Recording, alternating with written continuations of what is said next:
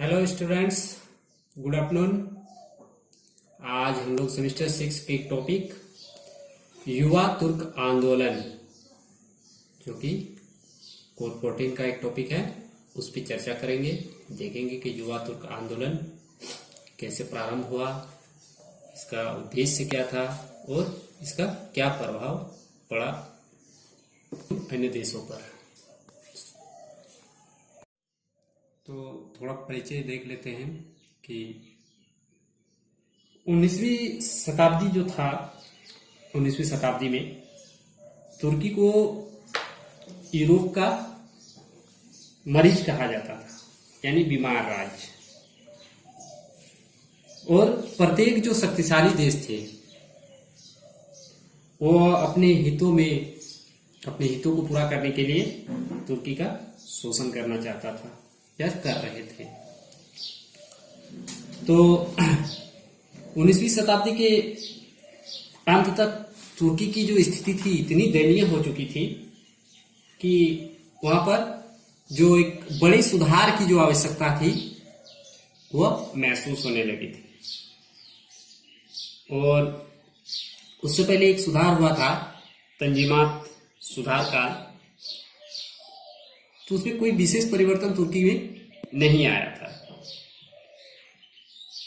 और इसलिए जो थे तुर्की के जो लोग थे वो एक बड़े सुधार की अपेक्षा करते थे। तो वहां का जो शासन व्यवस्था था वो निरंकुश शासन था, जिसके कारण तुर्की की जो स्थिति थी और भी ज्यादा पतन की ओर जाने लगा था। और विदेशी हस्तक्षेप जो था वो काफी बढ़ गया था तुर्की पर। तो तुर्की की इसी अवस्था के विरोध स्वरूप जो एक आंदोलन हुआ उसी को कहा जाता है युवा तुर्क आंदोलन। तो चूंकि ये जो आंदोलन था वो मुख्यतः जो था तुर्की के युवा वर्ग के द्वारा चलाया गया था, अतः इसी कारण इस आंदोलन को युवा तुर्क आंदोलन कहा गया।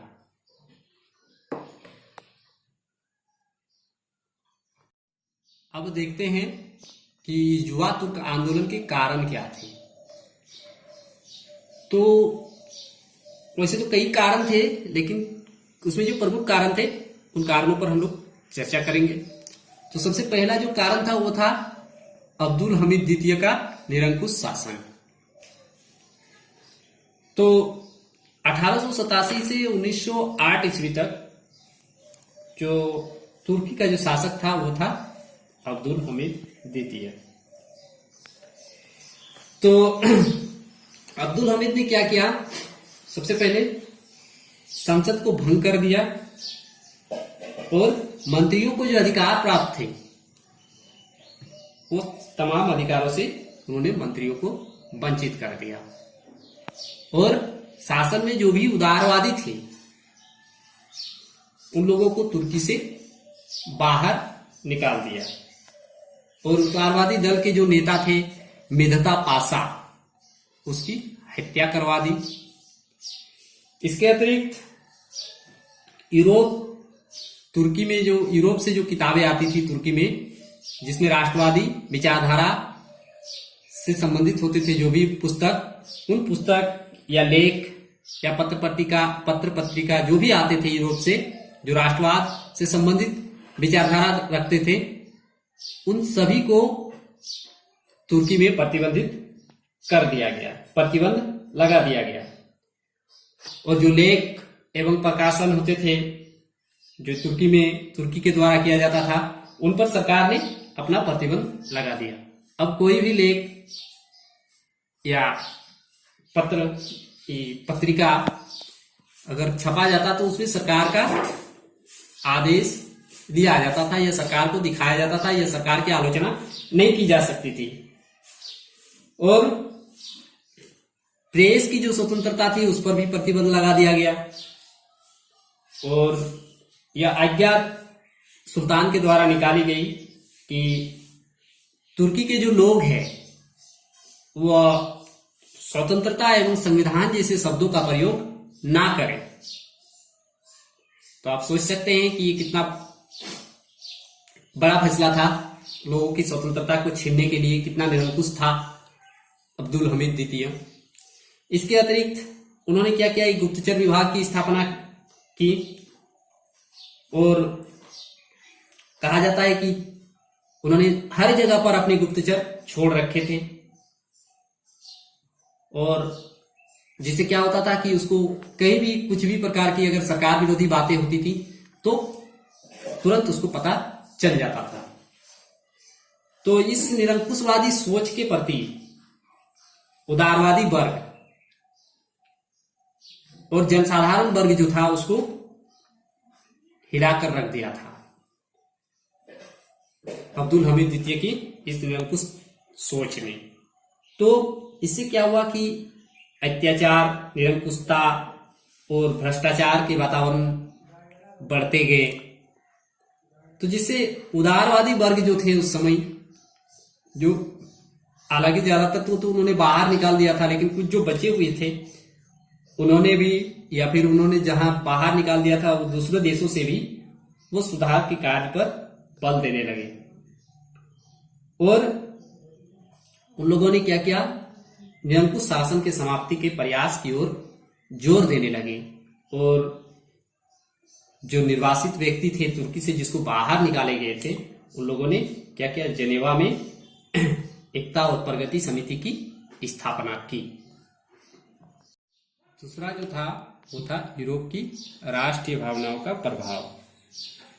तो जिस समय तुर्की में ये सब घटनाएं चल रही थी, यानी अब्दुल हमीद द्वितीय के शासनकाल, तो उस समय यूरोप में जो था वो राष्ट्रवादी भावनाएं जोर मार रही थी, मतलब प्रबल हो रही थी।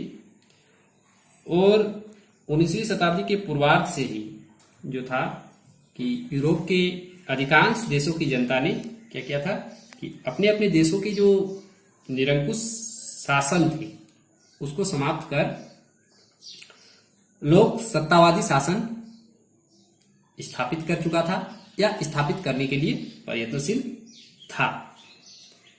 तो 1830 एवं 1848 में जो यूरोप में क्रांतियां हुई थी, तो दूसरा जो 1871 में जो देखे हम लोगों ने कि जर्मनी और इटली का जो एकीकरण हुआ था, तो इसका भी प्रभाव तुर्की पर पड़ा। और इन घटनाओं ने तुर्की के लोगों के बीच जो राष्ट्रीयता की भावना होती है उसको मजबूत बनाने का कार्य किया। तीसरा जो था वो था तुर्की की अंतर्राष्ट्रीय स्थिति। तो तुर्की की जो अंतर्राष्ट्रीय स्थिति थी, क्योंकि इसे यूरोप का मरीज कहा जाता था, सभी इसे अपने अपने ढंग से लूटना चाह रहा था, शोषण करना चाह रहा था। तो राष्ट्रवादी जब लहर यूरोप में चल रही थी तो इसका प्रभाव जो था वो तुर्की में भी पड़ रहा था। तो इसी समय 1877 में क्या होता है कि रूस और टर्की के मध्य एक युद्ध होता है, और इस युद्ध में जो तुर्की है वो पराजित हो जाता है और उसे रूस के साथ मार्च 1878 में सेंट स्टीफेनो की संधि करना पड़ता है। तो इस संधि के द्वारा क्या हो जाता है, तुर्की की जो स्थिति है वह एक प्रकार से रूस के संरक्षित राज्य की तरह हो जाती है, यानी रूस का संरक्षित राज्य बन जाता है टर्की। और दूसरा, उसे अपने साम्राज्य का एक विशाल भाग खोना पड़ता है। तो इससे जो होता है, तुर्की के जो राष्ट्रवादी नेता थे इस प्रकार तुर्की के पतन को देखकर तुर्की को बचाने का निर्णय लेता है। और इससे क्या होता है कि तुर्की के जो जनमानस है उसमें तुर्की के जो राष्ट्रवादी नेता होते थे वे लोग राष्ट्रवाद की भावना उत्पन्न करने का प्रयास करते थे या प्रयास किया। तो इन नेताओं ने जो अब्दुल हमीद द्वितीय का जो निरंकुश शासन था वहां पर उसको समाप्त करने में ज्यादा बल दिया। और जो स्थिति थी तुर्की की, उसके लिए वे लोग अब्दुल हमीद द्वितीय को ही जिम्मेदार मानते थे। इसके जो चौथा था वो था तुर्की पर विदेशी प्रभाव। तो यूरोप के जितने भी शक्तिशाली देश थे वो तुर्की को एक बीमार राज्य मानकर अपने हित के लिए उसका शोषण कर रहे थे। और इससे क्या हुआ कि तुर्की की जो राजनीति थी उसमें बाहरियों का हस्तक्षेप बहुत ज्यादा बढ़ गया था। तो ऑस्ट्रिया हो, चाहे जर्मनी हो, फ्रांस हो, इंग्लैंड हो, रूस हो, इन लोगों ने क्या क्या तुर्की के राजनीति में हस्तक्षेप किया और उसे अपने प्रभाव में लाने का प्रयास करने लगे। तो यह प्रभाव इतना बढ़ गया था कि जो बर्लिन की संधि हुई थी उसमें जो तुर्की के भाग्य का जो निर्माण हुआ था वो यूरोपीय देशों के द्वारा ही किया गया था और तुर्की को उसे स्वीकार करना पड़ा था। तो जो उदारवादी नेता थे, उदारवादी लोग थे तुर्की के, वह तुर्की में विदेशी प्रभाव या विदेशी हस्तक्षेप स्वीकार नहीं कर रहे थे, नहीं कर पा रहे थे और जितना जल्द से जल्द हो उस प्रभाव को समाप्त करना चाहते थे। नेक्स्ट जो था वो था राष्ट्रवादी नेताओं एवं संस्थाओं का योगदान। तो युवा तुर्क आंदोलन की जो पृष्ठभूमि थी उसमें राष्ट्रवादी नेताओं और विभिन्न राष्ट्रवादी संस्थाओं का जो योगदान था वो बहुत ही महत्वपूर्ण था। वस्तुतः तो ये माना जा सकता है कि आंदोलन के जो वास्तविक प्रेरणा थे, जिन्होंने आंदोलन को प्रेरणा दी, वह राष्ट्रवादी नेता ही थे। तो इन राष्ट्रवादी नेताओं में कुछ प्रमुख नेता जैसे थे अहमद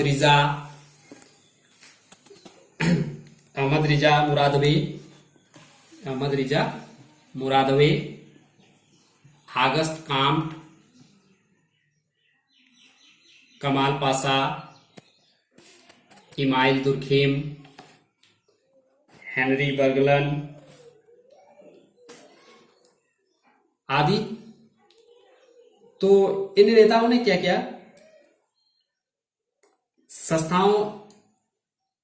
विभिन्न से संस्थाओं का निर्माण किया जो तुर्की के सुधार के लिए कार्य करे।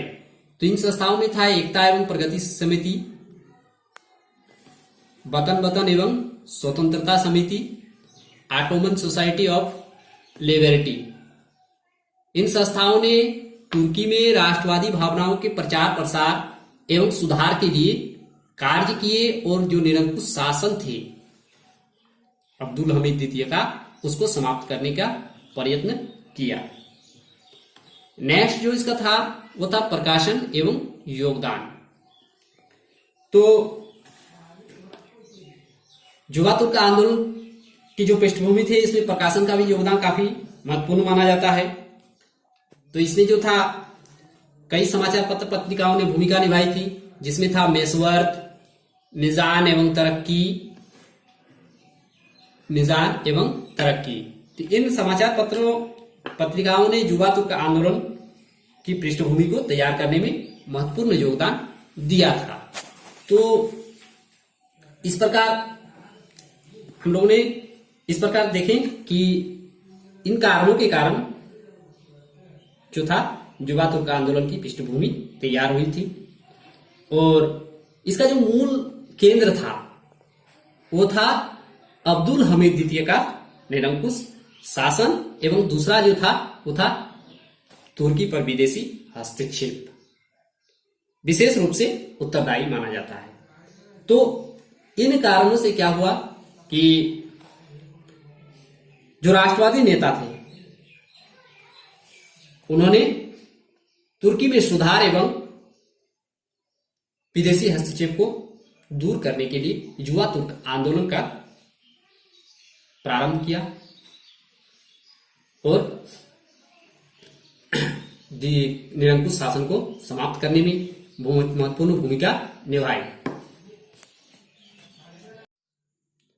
अब देखते हैं क्रांति, जो युवा तुर्क क्रांति हुई थी, क्रांति की प्रमुख घटनाएं, कैसे क्रांति प्रारंभ हुआ। तो चूंकि तुर्की का जो युवा वर्ग था वो क्रांति के लिए तैयार था, आंदोलन के लिए तैयार था। तो उसी समय 1908 में इंग्लैंड एवं रूस क्या करता है, तुर्की पर सुधार का दबाव बनाता है। तुर्की के जो सुल्तान थे उस पर सुधार का दबाव बनाता है। तो तुर्की के जो युवा वर्ग थे, जो कि क्रांति के लिए तैयार थे, आंदोलन के लिए तैयार थे, उन्होंने देखा कि ये जो सुधार हो रहा है वो एक विदेशी हस्तक्षेप के कारण हो रहा है, ना कि सुल्तान के द्वारा हो रहा है। तो इस विदेशी हस्तक्षेप के कारण क्या किया कि अनवर बे, ये नाम याद रखिएगा, अनवर बे और अहमद नियाजी, ये तुर्की के दो सैनिक अधिकारी थे। इन्होंने क्या किया, अपना त्यागपत्र दे दिया और त्यागपत्र देकर इन्होंने युवाओं से सैनिक संगठन बनाने का या निर्माण करने पर बल दिया। तो सुल्तान जो थे उस समय के, उन्होंने जब देखा कि दो सैनिक अफसर बागी हो गए हैं, बगावत कर दिए हैं, तो इस कार्रवाई के दमन के लिए उन्होंने क्या किया, शमसी पाशा को भेजा। शमसी पाशा जो सुल्तान का अधिकारी था उसको भेजा इन बागियों को पकड़ने के लिए, विद्रोहियों को दबाने के लिए। तो शमसी पाशा की विद्रोहियों ने क्या किया, हत्या कर दी। और जो सेना शमसी पाशा के नेतृत्व में गए थे विद्रोही को दमन करने के लिए, वो सेना विद्रोहियों से ही मिल गया। तो 1908 में क्या हुआ कि मैसिडोनिया, एर्जरम, बेटलेस, इजमिरी तथा इस्तांबुल में भयंकर प्रदर्शन हुए लोगों के द्वारा, युवा तुर्क लोगों के द्वारा। और इसमें क्या किया, इस भयंकर जो प्रदर्शन हुए उसमें जो 1908 में ही कि जुलाई माह में ही जो थे सेना के जो तीसरी कोर थे, तीसरे रेजिमेंट, तो उन्होंने संविधान की पुनर्स्थापना की मांग को लेकर इस्तांबुल पर आक्रमण करने का निर्णय लिया। यह निर्णय था सेना के तीसरी कोर के द्वारा, क्योंकि जब अब्दुल हमीद द्वितीय शासक बना था तो उन्होंने संसद को भंग कर दिया था, वो संविधान खत्म कर दिया था और अपनी मनमर्जी का वो शासन चला रहे थे। तो जब तीसरी कोर ने संविधान की पुनर्स्थापना की मांग की और क्या किया कि इस्तांबुल पर आक्रमण करने का निर्णय लिया, और 23 जुलाई 1908 को क्रांति प्रारंभ हो गया तुर्की में। तो जो क्रांतिकारी थे उन लोगों ने क्या किया, सेलोनिका में तुर्की के लिए एक नवीन संविधान एवं सरकार के संगठन की घोषणा कर दी कि हम लोग अब्दुल हमीद द्वितीय जो है सुल्तान को नहीं मानेंगे और एक नई सरकार बनाएंगे और एक नई संविधान का निर्माण करेंगे और उसी के अनुसार देश को चलाएंगे। तो इससे क्या हुआ कि अब्दुल हमीद द्वितीय को भी डर लगने लगा। तो उन्होंने 23 जुलाई 1908 को ही संसद को बुलाने एवं प्रेस को स्वतंत्रता प्रदान करने का वचन दिया क्रांतिकारियों। तो 17 दिसंबर 1908 को सुल्तान ने क्या किया, नए संसद का जो निर्माण हुआ उसको स्वागत किया।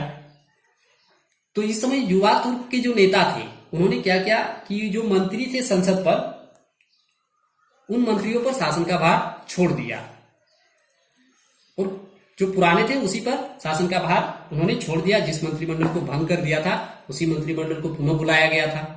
तो इससे क्या हुआ कि अब्दुल हमीद जो था पुराने मंत्रियों को, क्योंकि उसमें कोई भी युवा तुर्क शामिल नहीं था, जो पुराने मंत्री थे वही थे, तो उसको कुचलने का प्रयास किया, दबाने का प्रयास किया। तो इससे क्या हुआ कि युवा तुर्क एक बार फिर से क्रांति पर उतर आया, क्योंकि उसकी मांगों को नहीं माना गया था। संसद का गठन तो किया गया था लेकिन अधिकार कुछ नहीं दिया गया था और जो भी मंत्री थे उसको कुचलने का प्रयास किया गया था।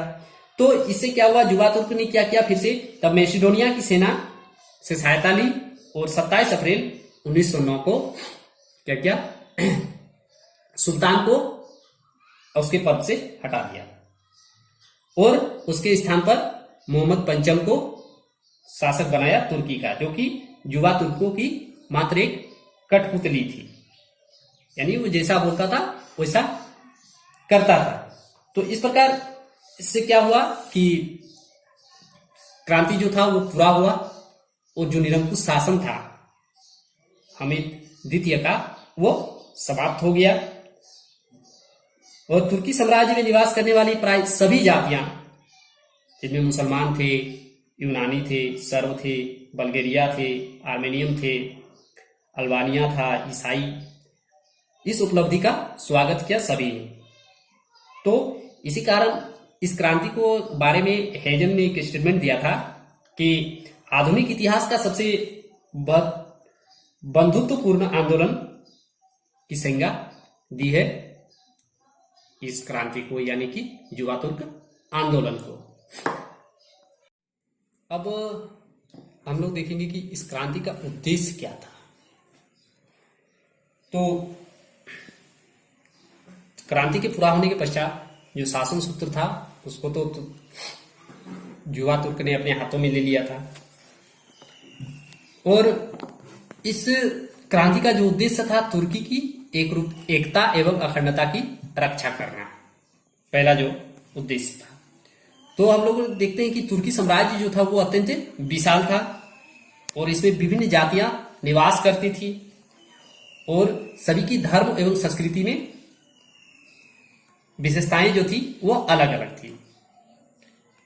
तो तुर्की की जो एकता थी उसकी रक्षा करना युवा तुर्क का मुख्य उद्देश्य था। दूसरा जो था वो था संसदीय व्यवस्था की स्थापना। तो युवा तुर्क जो था वह निरंकुश शासन को समाप्त करना चाहता था और संसदीय व्यवस्था की स्थापना करना चाहता था। तो इस क्रांति के द्वारा उन्होंने जो था निरंकुश शासन की हटा दिया और संसदीय व्यवस्था की स्थापना कर दिया। तीसरा जो था स्वतंत्रता, न्याय एवं भ्रातृत्व की स्थापना, यह था इसका तीसरा उद्देश्य। तो तुर्की की एकता और अखंडता की रक्षा के लिए, क्योंकि यहां विभिन्न जातियों एवं धर्मों के लोग रहते थे, तो उसको एकत्रित रखने के लिए, एकता के सूत्र में बांधे रखने के लिए उसमें स्वतंत्रता, न्याय एवं भ्रातृत्व की स्थापना करना बहुत जरूरी था। नेक्स्ट जो था उसका तुर्की का आधुनिकीकरण। तो तुर्की के जो आंदोलनकारी थे युवा तुर्क, वह तुर्की का विकास एवं उन्नति चाहता था और क्या बोलते हैं, तुर्की के जो विदेशी हस्तक्षेप था और जो प्राचीन नियम था उसको समाप्त करना चाहते थे और इसी कारण उन्होंने आंदोलन भी किया था। तो इसका आगे हम लोग प्रभाव देख पाते हैं कि मुस्तफा कमाल पाशा जब तुर्की का शासक बनता है तो वो उसका आधुनिकीकरण पूरी तरह से कर देता है। प्राचीन जो रीति रिवाज और नियम थे उसको उन्होंने समाप्त कर दिया। नेक्स्ट जो था विश्व में तुर्की को प्रतिष्ठित स्थान प्रदान करना। तो तुर्की जो था यूरोप का एक बीमार राज्य माना जाता था और प्रत्येक जो यूरोपीय देश था वो उस पर अपना आधिपत्य स्थापित करना चाहता था और उसका शोषण चाहता था। तो इससे तुर्की की जो प्रतिष्ठा थी वो दिन प्रतिदिन गिर रही थी। तो वहां के जो लोग थे, युवा वर्ग, वह नहीं चाहता था कि उसके देश की जो प्रतिष्ठा है वह समाप्त हो जाए, एक दिन ऐसा आए। तो युवा तुर्क जो था उसका उद्देश्य था कि तुर्की की जो प्रतिष्ठा है उसको पुनर्स्थापित करना और विदेशी हस्तक्षेप को समाप्त करना। तो ये तमाम उद्देश्य जो थे वह तुर्की के युवा तुर्क आंदोलन में समाहित थे। अब देखेंगे हम लोग युवा तुर्क आंदोलन का प्रभाव, इसका प्रभाव तुर्की एवं विश्व राजनीति पर क्या पड़ा। तो सबसे पहला जो प्रभाव आता है इसका कि तुर्की में जनतंत्रात्मक शासन पद्धति का प्रारंभ होना। तो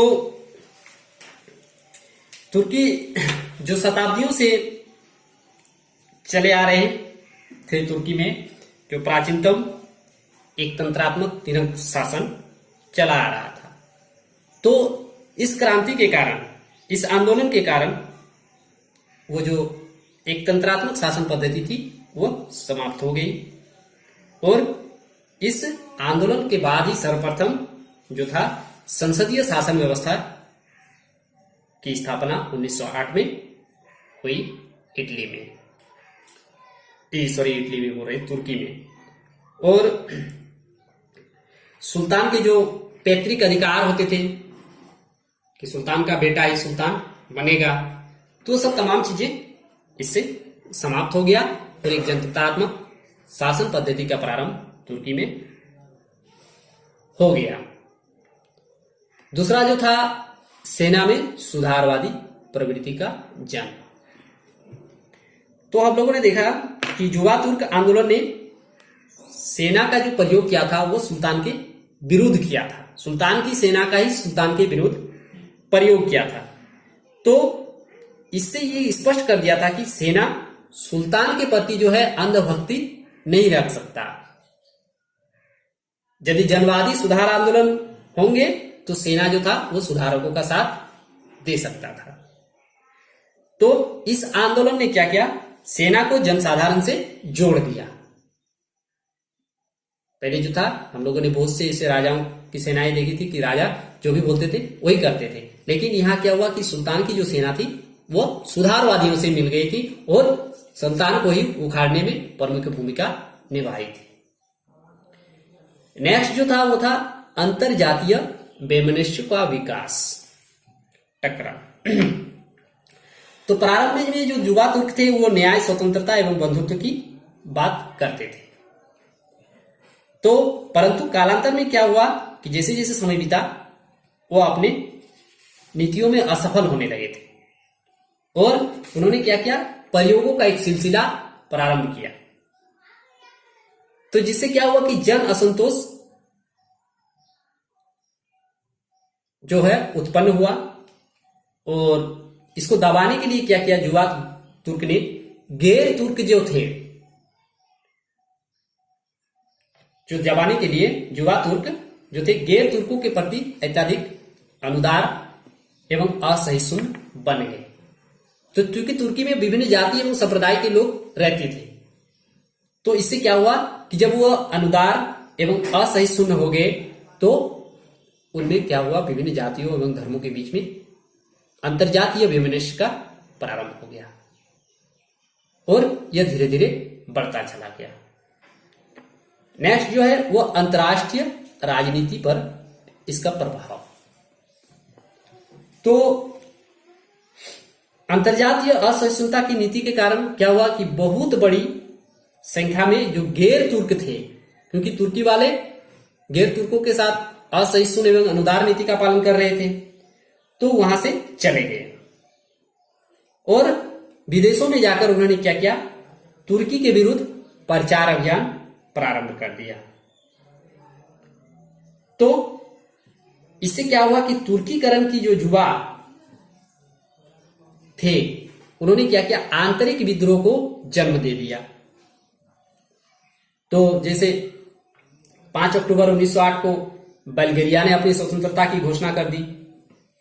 7 अक्टूबर 1908 को क्रीट जो था वो यूनान से संबंध स्थापित कर लिया। 7 अक्टूबर 1908 को ही ऑस्ट्रिया ने क्या किया, बोस्निया एवं हर्जेगोविना पर अपना अधिकार स्थापित कर लिया। तो चूंकि युवा जो तुर्क जो थे वो अंतर्जातीय सहयोग एवं सद्भावना पर बल देने की नीति अपनाई होती वैमनस्य के जगह पर, तो और तुर्कीकरण की नीति ना अपनाई होती तो गैर तुर्क जो थे वो संगठित रहते। तो इससे क्या हुआ कि युवा तुर्कों की जो नीति थी, तुर्कीकरण की नीति, तुर्की फर्स्ट, यानी जो तुर्की संप्रदाय या तुर्की लोग थे उन्हीं लोगों के विषय में सोचना। तो जिसके कारण क्या हुआ, मॉन्टेनिग्रो, बल्गेरिया, यूनान एवं सर्बिया द्वारा क्या किया गया, तुर्की के विरुद्ध युद्ध की घोषणा कर दी।